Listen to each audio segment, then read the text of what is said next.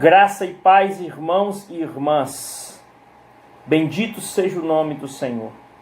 Por mais um domingo, dia do Senhor, dia santo para os cristãos. E no início do dia, nós entregamos as nossas primícias através da escola dominical, como nas primeiras horas do dia do Senhor, mas também entregamos as primícias da semana, porque nos primeiros momentos da semana, nós estamos no espaço da escola dominical para aprendermos a palavra de Deus, para nos aprofundarmos um pouco mais na inesgotável palavra de Deus. Então a palavra de Deus ela é inesgotável, nunca findaremos o estudo da palavra, nunca. Então nós vamos caminhando e o Espírito Santo vai nos direcionando e nos ensinando, né, através da palavra que ele inspirou. Hoje nós estaremos estudando o livro de Lamentações. Semana passada nós estudamos o livro do profeta Jeremias.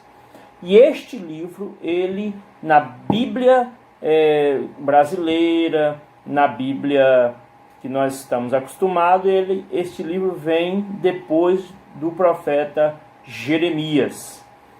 Este nome Lamentações, este nome já reflete que talvez seja um livro triste, porque o nome do livro já está dizendo que é livro de lamentações. Isso na nossa Bíblia em português, porque eu coloquei aí no estudo aí, o título desse livro na Bíblia hebraica não é Lamentações. O título desse livro na Bíblia hebraica é a palavra como. A palavra como. Como acontecia, por exemplo, no Pentateuco, que na Bíblia hebraica, os primeiros nomes que aparecem nos livros do Pentateuco era o nome do livro, né? Que aí nós encontramos lá, como nós já passamos pelo estudo do Pentateuco, nós entendemos e já sabemos que na Bíblia hebraica os títulos do livro não é Gênesis, não é Êxodo, não é Levítico, não é Número, não é Deuteronômio, né? É no deserto, e ele chamou. Então, são as primeiras palavras dos livros. Em Lamentações também acontece da mesma forma. É a primeira palavra que aparece no livro de Lamentações, é o título do livro na Bíblia hebraica. Então, o título desse livro é Como. Esse como, ele reflete espanto, perplexidade e tristeza. Esse como é como se fosse uma pergunta no sentido de dizer assim, mas como que aconteceu isso? Mas como que chegamos até aqui? Mas como que se deu isso? Como aconteceu esse desastre com o povo? Então, este como tem uma conotação de espanto, né? Do povo estar perplexo, do povo estar se perguntando muitas coisas. Porque o contexto do livro de Lamentações, eu vou chamar de Lamentações, porque é mais comum, é um contexto de um livro pós-exílico, quando Jerusalém estava totalmente destruída. Estava só os escombros, estava as cinzas, foi queimada, destruída. Então, o livro de Lamentações acontece depois do exílio. Então, isso é uma coisa interessante. Esse livro, Lamentações, ele é conhecido como o Pentateuco da Dor. Como eu falei do Pentateuco, são os 5 primeiros livros da Bíblia. Este livro de Lamentações, ele é conhecido, um estudioso colocou o nome dele de Pentateuco da Dor, quer dizer, 5 livros, 5 partes que refletem dor. Então nós vamos entender aqui a estrutura do livro de Lamentações e o que esse livro traz para nós, qual é a aplicação desse livro para a nossa vida como cristão e como igreja. Eu coloquei aí o conteúdo do livro de Lamentações, o conteúdo. O Lamentações são 5 poemas. Lamentações são 5 poemas. São 5 capítulos e a cada capítulo é um poema. O primeiro poema a cidade é representada como uma viúva chorando. Né? A descrição da situação de desespero que a cidade mergulhou. Então, o primeiro capítulo, o primeiro poema, reflete a situação da cidade. O segundo poema, a cidade é representada como uma mulher com um véu chorando em meio das ruínas. Relata a tristeza, medo, angústia de quem sobreviveu. Então, no segundo poema, no segundo capítulo, como a cidade representa uma mulher ali chorando em meio aos escombros, seus próprios escombros. O terceiro poema, a cidade é representada pelo profeta que chora, lamentando ante Jeová, o juiz.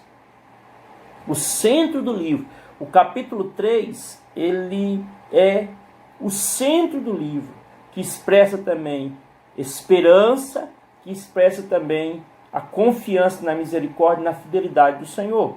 Mas para frente nós vamos trabalhar isso. O quarto poema, a cidade é representada como ouro, embaçado, mudado, degradado. Repete o tema lá do começo. E o quinto poema, a cidade é representada como um suplicante rogando ao Senhor o reconhecimento de seus pecados cometidos e clamou pela restauração. Então, são 5 poemas, 5 capítulos. É porque eu resolvi não tornar o livro muito técnico, né? Essa aula muito técnica, mas até a quantidade de versículos de cada capítulo é tudo organizadinho. São 22 versículos em cada capítulo, e o capítulo 3 tem 66 versículos, o capítulo 4, 22 e o capítulo 5, 22. Então, o capítulo 1, 22 versículos, capítulo 2, 22 versículos, capítulo 3, 66, são 3 vezes mais, e o capítulo 4, 22 versículos, capítulo 5, 22 versículos. Então, ele é todo organizadinho, né? Então, ele foi bem estruturado, esse livro, para mostrar ali, né, a tristeza do povo. Eu coloquei aqui, como e o título do livro. Por que o livro é chamado de como eu falei no início? Porque aparece no começo também de 3 capítulos a palavra como. Por exemplo, o capítulo 1, versículo 1 aparece: como jaz solitária cidade outrora populosa, tornou-se como viúva.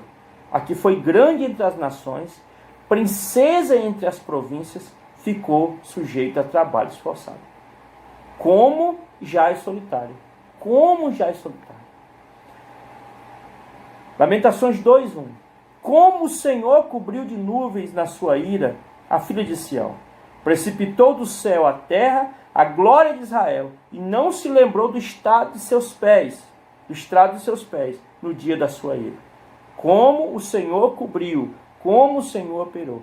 E no capítulo 4, versículo 1, como se escureceu o ouro, como se mudou o ouro refinado, como estão espalhadas as pedras do santuário pelas esquinas de todas as ruas. Então, um detalhe importante que neste livro aparece esses 3 capítulos com a palavra como, né, que é uma expressão eikar, significa como, no sentido de perplexidade, de tristeza. Então, essa é uma curiosidade do livro. Uma outra curiosidade é a autoria. Eu não tenho trabalhado a autoria dos livros porque a autoria é muito polêmica. E a autoria, ela não nos traz, não faz muita diferença, né, nesse sentido. Mas eu tenho ficado atento ao texto. Eu tenho estudado o texto, o que o texto traz, a forma final do texto para a alimentação da igreja. Mas aqui eu tive que tocar nessa autoria, por quê? Porque em muitas Bíblias que a gente lida com elas, né, a Bíblia brasileira tem Lamentações de Jeremias. Lamentações de Jeremias. Mas, irmãos e irmãs, não se sabe quem é o autor do livro de Lamentações. Não se sabe. Não se sabe quem é o autor. Pastor, e por que as pessoas chamam Lamentações de Jeremias e colocaram depois de Jeremias? Por quê? Na Bíblia, que é da tradição católica, as Bíblias católicas, algumas Bíblias, Lamentações não está depois de Jeremias. Lamentações está lá para o final do Antigo Testamento, junto com Ruth, junto com Eclesiastes, né? Está tudo junto lá. Ele é um livro que está em outro lugar na Bíblia, em algumas outras Bíblias. A Bíblia evangélica protestante, que seguiu o cânon da Bíblia hebraica, né? Cânon é a organização da Bíblia hebraica. Este livro ficou depois de Jeremias. Então, a organização do livro ficou depois de Jeremias. Mas tem uma tradição que diz que foi Jeremias realmente que escreveu Lamentações. Primeiro que ele era um profeta chorão, como nós vemos, que ele lamentava muito. E outra tradição é o seguinte: em 2 Crônicas 35, 25, Jeremias compôs uma lamentação sobre Josias. E todos os cantores e cantoras, nas suas lamentações, se têm referido a Josias, até o dia de hoje, porque as deram por prática em Israel. E estas estão escritas no livro de Lamentações. Então lá em 2 Crônicas 35, 25, aparece Jeremias compondo uma lamentação. Compondo lamentação sobre o rei Josias, que foi um rei bom, um rei fiel ao Senhor, que morreu. Morreu de uma forma muito boba, né? Ele foi se meter numa guerra lá entre dois reis e acabou morrendo, assassinado. Mas Jeremias compôs. Então essa tradição acha que esse livro de Lamentações, na verdade, foi essa lamentação que Jeremias ele escreveu para o rei Josias. E um outro detalhe interessante é que a Bíblia grega, existe a Bíblia hebraica, e existe a Bíblia grega, que foi a tradução do hebraico para a língua grega. E no começo dessa Bíblia grega, antes do versículo 1, aparece assim, ó, eu anotei aí no estudo. A Bíblia grega começa com o título: E sucedeu depois que Israel foi levado cativo e Jerusalém assolada, que Jeremias se assentou chorando e lamentou com esta lamentação sobre Jerusalém, e ele disse. Então, na Bíblia grega, que não é da nossa Bíblia não aparece essa parte aqui, não aparece. Então é só na Bíblia grega, Septuaginta, que aparece este título aqui, dizendo que Jeremias se assentou chorando e lamentou. Então se acredita, muitos acreditam que o livro de Lamentações foi realmente escrito pelo profeta Jeremias. Como eu acredito que nesse sentido, né, a autoria não altera muitas coisas, nós vamos trabalhar com ele aonde ele está na nossa Bíblia, que é depois de Jeremias. Então não vai alterar nada, porque o que importa para nós é o texto, o que importa é o que está ali no texto. Se foi Jeremias, se não foi Jeremias, o que nos importa é o texto. Então nós vamos trabalhar com esse livro depois de Jeremias mesmo, colocando ele no lugar onde ele está nas nossas Bíblias. Não que as outras Bíblias estejam erradas, não. Eu tenho várias Bíblias aqui, eu tenho as Bíblias católicas todas, eu tenho muitas Bíblias, graças a Deus, que eu fui adquirindo no decorrer do tempo para estudar todas elas. Então eu tenho todas as Bíblias católicas, eu tenho a Bíblia grega, eu tenho tantas Bíblias aqui, graças a Deus, que eu posso estudar várias versões, né? Então é muito interessante. Então nós vamos trabalhar. E eu coloquei aí umas firulas, né? Uma figurinha que está aí no estudo, colocando a visão de cada capítulo e o clímax do livro. Clímax do livro. O primeiro capítulo é uma visão de fora. É a cidade sendo vista de fora por alguém. As ruínas da cidade, como a cidade estava, sendo vista de fora por alguém. O segundo capítulo é a visão de dentro, quando a pessoa que escreveu, ela se vê parte do povo e enxergou ali a ira de Deus contra o povo, por causa do pecado. Capítulo 3 é a visão de cima. É quando a pessoa olha, não com o olhar dela, mas com o olhar de Deus, com o olhar da misericórdia de Deus, da esperança em Deus. Então ela é como um olhar mais espiritual, um olhar diferente, né? Olhar para aquilo ali, mas tem um bloquinho que nós vamos estudar, que é o bloquinho da esperança no capítulo 3. No capítulo 4, a visão é geral. No capítulo 4, a pessoa viu que todas as classes sociais do povo tinham caído em pecado, tinham desobedecido o Senhor, tinham transgredido a lei do Senhor. E o capítulo 5 é uma visão futura, clamando ao Senhor por uma restauração. Então o livro termina clamando ao Senhor por uma restauração para o povo, depois daquela grande tristeza, da coisa terrível que foi o cativeiro para o povo.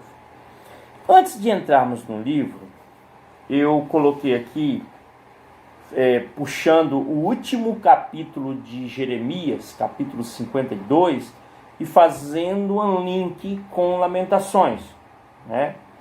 Porque vem bem a calhar nesse sentido. E no capítulo 52 de Jeremias, fala da queda de Jerusalém. Na queda de Jerusalém. E eu separei aqui alguns versículos, né? Claro, não dá para separar todos. Jeremias 52, 7. No ano 586 a.C., que foram a destruição, a queda de Jerusalém, em Jeremias 52, 7, que está aí com uma setinha, fala assim: então a cidade foi arrombada e todos os homens de guerra fugiram e saíram de noite pelo caminho da porta que está entre os dois muros, perto do jardim do rei. A despeito de os caldeus se acharem contra a cidade em redor, e se foram pelo caminho da campina. Porém, o exército dos caldeus perseguiu o rei Zedequias e o alcançou nas campinas de Jericó. E todo o exército deste se dispersou e o abandonou.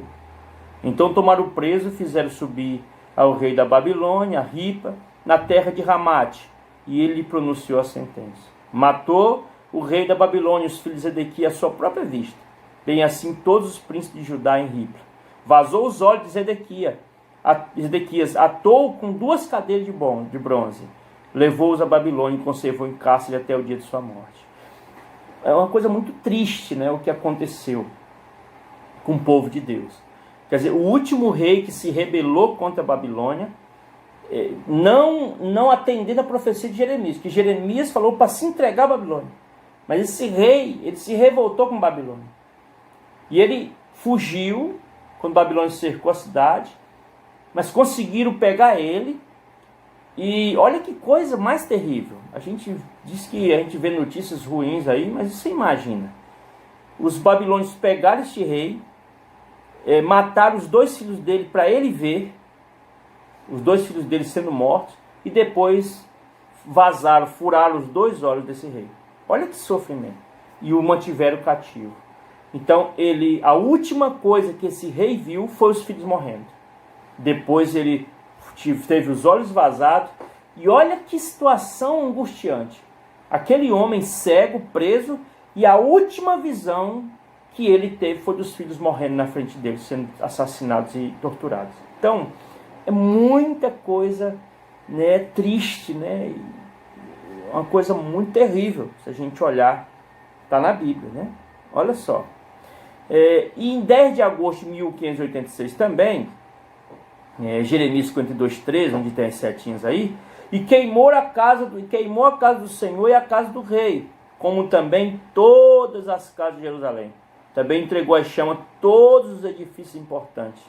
52, 14. Todo o exército dos caldeus que estava com o chefe da guarda derribou todos os muros em redor. Então aqui fala, né, da estrutura da cidade. A cidade foi toda destruída. Os principais edifícios, você imagina uma cidade onde a igreja, onde a prefeitura, né, onde as escolas, tudo fosse destruído. Então é isso que o rei da Babilônia fez. Destruiu o templo, destruiu o palácio do rei, destruiu tudo, destruiu os principais palácios, destruiu tudo. Acabou com a cidade, tocou fogo na cidade. E uma coisa interessante é que é uma visão muito difícil, né? Então, aqui ó, dos mais pobres do povo, mais o povo que havia ficado na cidade, os desertores que se entregaram ao rei da Babilônia, e o mais da multidão, Nebuzaradã, o chefe da guarda, levou cativos. Porém, os mais pobres da terra deixou Nebuzaradã, chefe da guarda, ficar alguns para vinheiros e para lavradores. Então, ficou uma parcela pobre na cidade, quer dizer, sem moradia direito, sem alimentação, tinha que ali plantar ali, não tinham recursos. Os mais nobres foram levados cativo, aí foi Daniel, foi Ezequiel, que será o próximo livro que a gente vai estudar. Foram levados em várias levas, foi 3 levas, né? 3 levas que o povo foi levado lá para Babilônia. Então, olha que situação. Então, o livro de Lamentações, ele vai trazer um quadro geral dessa situação. E vai nos mostrar detalhes, né? Através dos lamentos, como a cidade, a figura da cidade, a metáfora da cidade, né? A imagem da cidade, como ela se encontrava depois do cativeiro. Então vamos lá. Vamos para o livro em si. Estudar os livros capítulo por capítulo. São 5 capítulos, a gente pode trabalhar de uma maneira mais tranquila. Capítulo 1, a visão de fora da cidade. A cidade. A desolação, esse aqui eu coloco esses títulozinhos, né, que vem no meu coração. A desolação angustiante. Como jaz solitária a cidade outrora populosa. Tornou-se como uma viúva, a que foi grande entre as nações. Princesa entre as províncias, ficou sujeita a trabalhos forçados. Chora, e chora de noite, e as suas lágrimas lhe correm pelas faces. Não tem quem a console. Entre todos os que a amavam, todos os seus amigos procederam perfidamente contra ela. Tornaram-se seus inimigos. Judá foi levado ao exílio, afligido e sobre grande servidão. Habita entre as nações, não acha descanso. Todos os seus perseguidores o apanham nas suas angústias. Então, a primeira coisa que o autor traz é o cenário, dizendo como que a cidade se transformou naquilo. Que tristeza para esse autor que viu com seus olhos a ruína da cidade. Então o autor foi aquele que viu a cidade daquele jeito e escreveu as Lamentações, inspirados pelo Espírito Santo. Mas qual foi a razão disso? O próprio livro de Lamentações traz a razão disso. Por que chegou até aí? Como que chegou? O título do livro, como? A razão do caos. A vergonha do pecado. Por que aconteceu isso? Por que a cidade chegou a ficar desse jeito? Um monte de ruínas em cinza. Jerusalém pecou gravemente, por isso se tornou repugnante. Todos os que a honravam a desprezam, porque lhe viram a nudez. Ela também geme e se retira envergonhada. Aqui nós vamos ver, irmãs, que o resultado, isso foi o resultado de uma vida pecaminosa. Uma vida pecaminosa nunca acaba bem. O pecado nunca leva a pessoa para um final feliz. O pecado, a transgressão, a desobediência sempre leva à ruína. Pode demorar, pode não. Mas o salário do pecado é a morte. Então toda atitude pecaminosa, toda vida pecaminosa, toda a impiedade, toda a malícia, toda a prostituição, tudo aquilo que é pecado vai levar para uma destruição. Eu gosto muito de usar a figura da fatura. Nós somos acostumados a comprar no cartão e todo mês vem a fatura.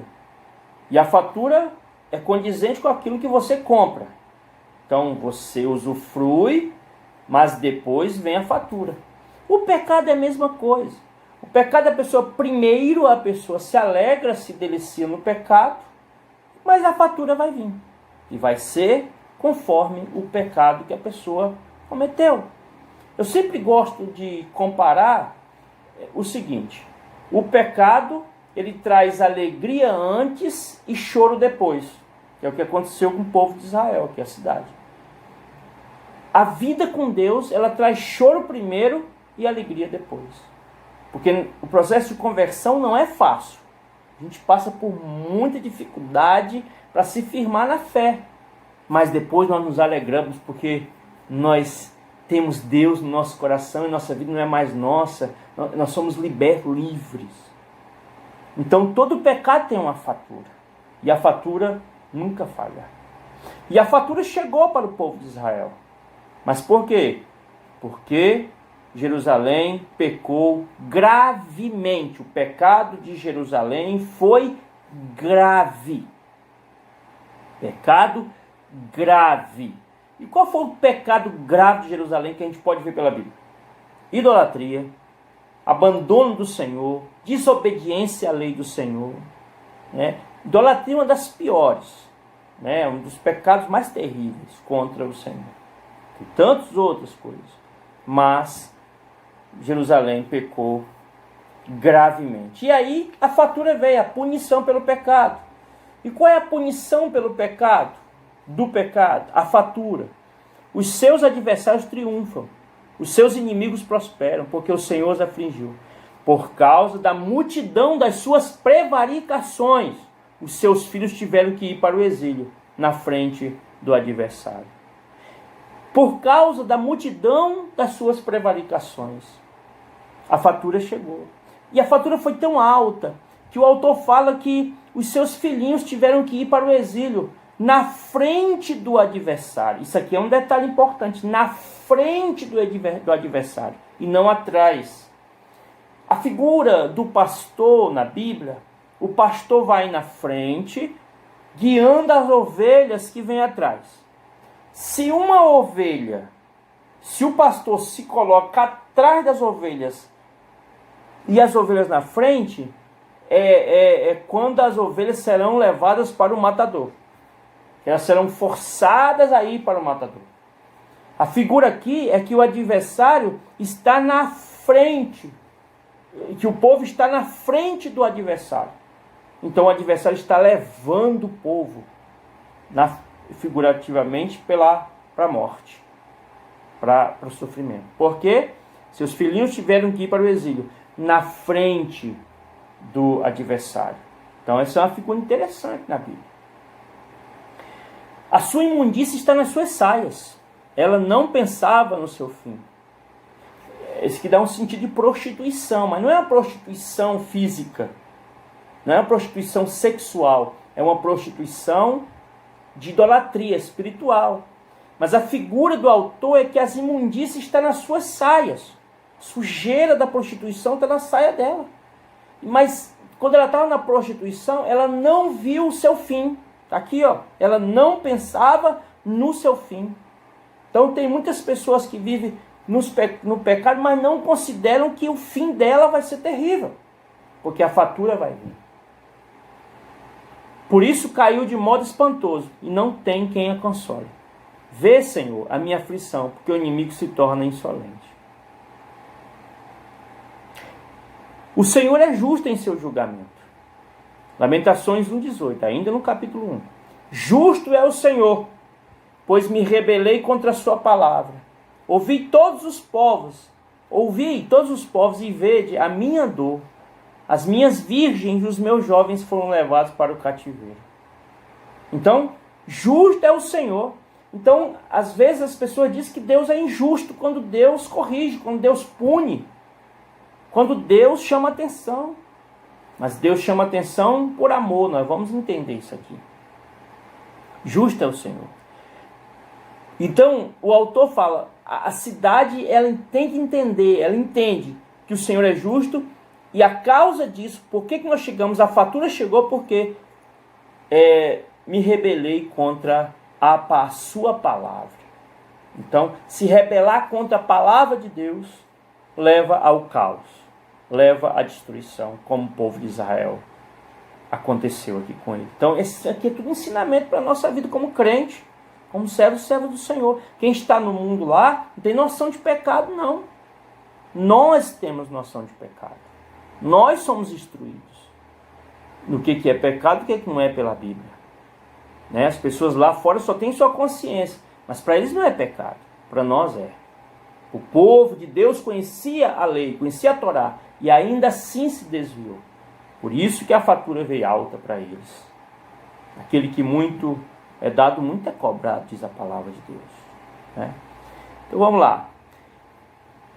Capítulo 2, a visão de dentro.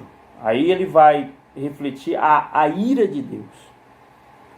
Lamentações 2:2. Devorou o Senhor todas as moradas de Jacó e não se apiedou. Lamentações 2:3. No furor da sua ira, cortou toda a força de Israel. Então, o autor de Lamentações está dizendo, a ira de Deus foi derramada na vida do povo. A ira de Deus chegou até Jerusalém, porque Jerusalém brincou, porque Jerusalém apostatou, porque Jerusalém foi idólatra, porque Jerusalém não ouviu a palavra, porque Jerusalém transgrediu a lei do Senhor, mesmo conhecendo a palavra. Então, o que aconteceu? No furor da sua ira, cortou toda a força de Israel. Quer dizer, Israel ficou sem força diante do inimigo, por causa da ira do Senhor. Lamentações 2:17. Fez o Senhor o que intentou, cumpriu a ameaça que pronunciou desde o dia da antiguidade. Derrubou e não se apiedou, fez que o inimigo se alegrasse por tua causa e exaltou o poder dos teus adversários. O Senhor estava avisando o povo há muito tempo, desde a antiguidade. Aqui está escrito. E nós vemos no contexto de 2 Reis 25. Deus foi usando os profetas dizendo, gente, não vão por aí porque está errado. Voltem para mim, se convertam a mim. Mas o povo foi pecando, foi bezerro de ouro, foi altares, foi tantas coisas. E Deus foi avisando. Às vezes a gente fica pensando, poxa, mas por que o pecado não é punido logo de pronto? Porque Deus é amor. Deus pacientemente Ele espera e vai alertando as pessoas. Então, irmãos e irmãs, a queda nunca é instantânea. A pessoa não cai, a pessoa vai caindo. Mas Deus sempre avisa. Deus sempre avisa, Deus sempre mostra. Cuidado com isso, sai daí. A pessoa não entra inocente.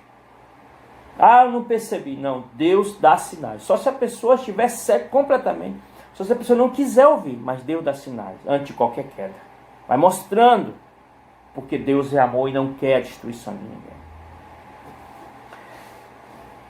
Capítulo 3. A visão de cima. Chegamos no ápice do livro. Chegamos no clímax. Chegamos na metade do livro. Assim dizendo, né? Até 5, mas o ápice do livro é aqui. Capítulo 3, a visão de cima, misericórdia de Deus e esperança. E eu separei aqui o bloquinho que eu chamo de bloquinho da esperança. Né? O bloquinho da esperança. É muito bonito isso aqui. O autor ele vem se lamentando, ele vai dizendo que Deus é justo, ele vai dizendo que realmente o povo mereceu, o povo transgrediu e tal. Mas ele chega no capítulo 3 versículo 1, ele fala... Eu sou um homem que viu a aflição pela vara do furor de Deus. Então o autor falou assim, eu vi. Eu sou um homem que vi a aflição pela vara do furor de Deus. Eu vi a aflição do povo. Mas no capítulo 3:19, ele fala assim, lembra-te da minha aflição e do meu pranto, do absinto e do veneno. Aí no capítulo 3, versículo 20, minha alma continuamente os recorda e se abate dentro de mim. Lamentações 3:21, tem as duas setinhas aí. Quero trazer à memória o que me pode dar esperança. Aleluia. É a primeira vez que aparece uma palavra, a palavra esperança neste livro. Agora, ele nesse pequeno bloco, ele não fala em coisas ruins. Eu quero trazer à memória aquilo que me dá esperança. Eu quero lembrar dos teus feitos. Eu quero lembrar que o Senhor é maravilhoso. Eu quero lembrar. Mas o que me dá esperança? O que dá esperança para nós? O que dá esperança para o povo? Sabe o que é que dava esperança? Está no versículo 22. O que dá esperança para aquele que estava sofrendo ali? A resposta está no próximo versículo, que está assim, ó, Lamentações 3:22. As misericórdias do Senhor são a causa de não sermos consumidos, porque as suas misericórdias não têm fim. Renovam-se a cada manhã, grande é a tua fidelidade. O que pode nos trazer esperança é saber que as misericórdias do Senhor são a causa de não sermos consumidos, porque as suas misericórdias não têm fim. O que nos traz esperança é saber que a misericórdia do Senhor se renova a cada manhã, e aqui é a grande a fidelidade do Senhor. Isso nos dá esperança.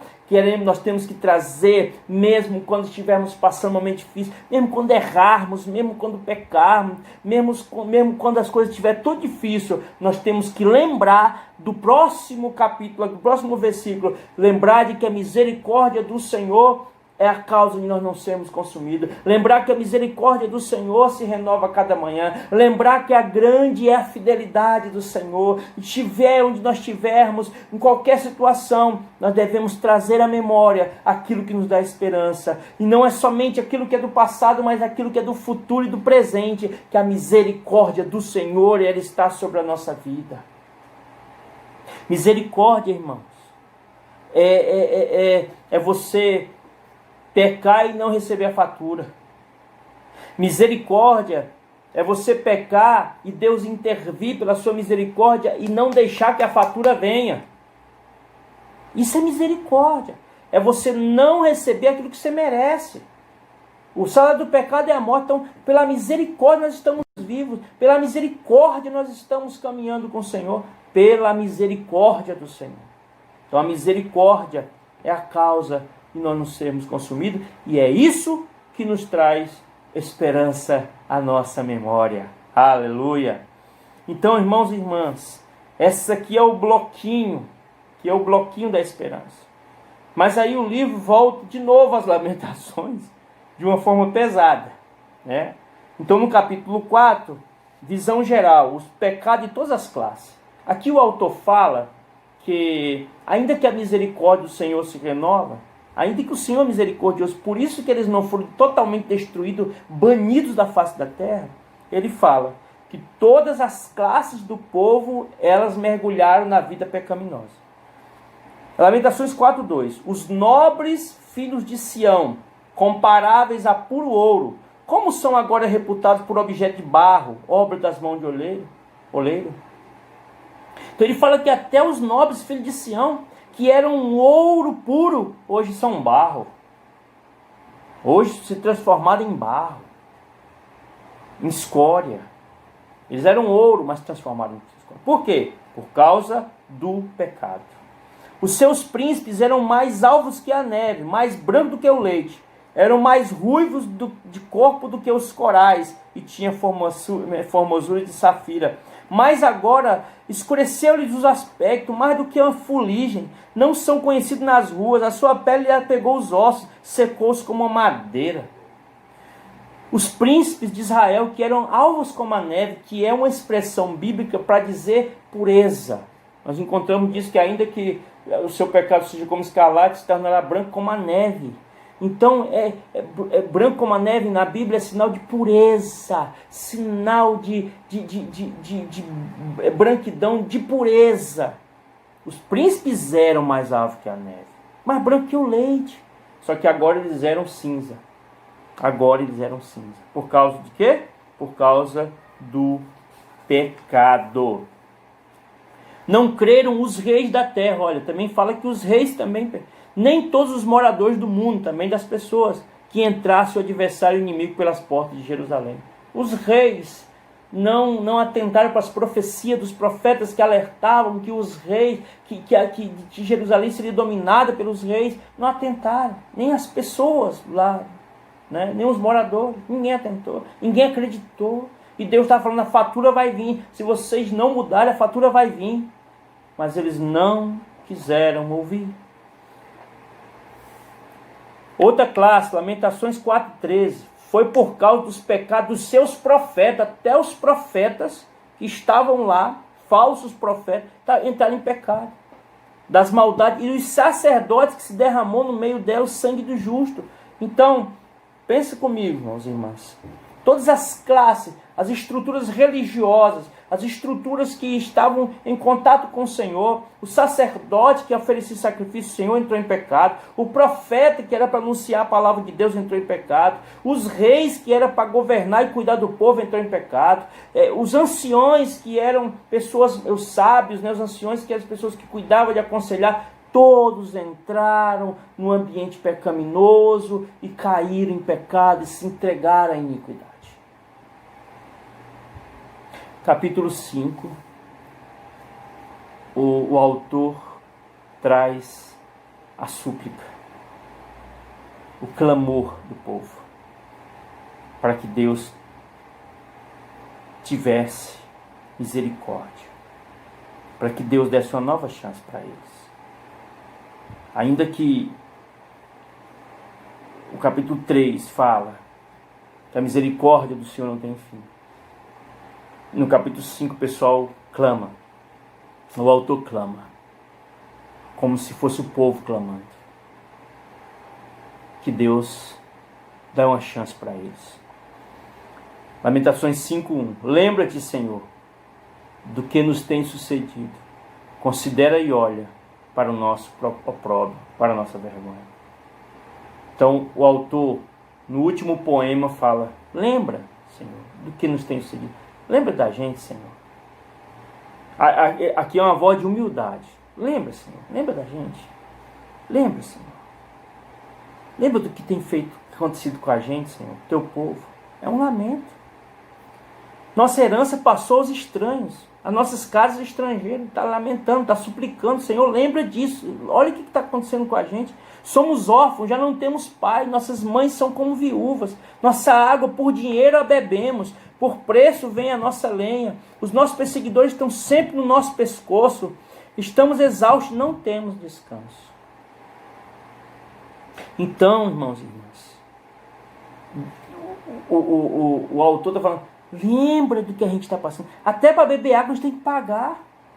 Antes eles tinham água lá, mas por causa do pecado eles tinham que pagar para beber água. Aqui, ó, a nossa água por dinheiro a bebemos. Até para beber água. Olha a situação do povo. E aí, irmãos, finalizando o livro, eu coloquei aqui a súplica final.